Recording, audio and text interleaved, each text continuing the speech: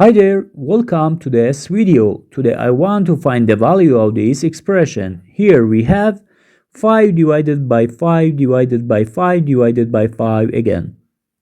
Let's solve this math expression. 5 divided by 5 gives us 1 and 5 divided by 5 gives us 1. Now 1 divided by 1 gives us 1, but this answer is not correct. Because according to the order operations, we know that when we have more than one division in one expression, we have to work from left to right.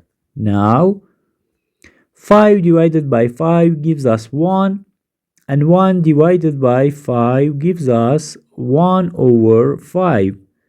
Next step, we have 1 over 5 divided by 5. According to the KCF rule, KCF.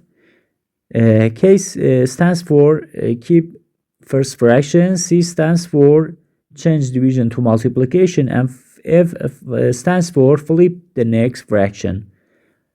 Now, according to this rule, keep first fraction 1 over 5, change division to multiplication, and flip the next fraction 5 over 1, 1 over 5. Now we have one fraction. 1 times 1 gives us 1 and 5 times 5 gives us 25. So our final answer to this question is 1 over 25.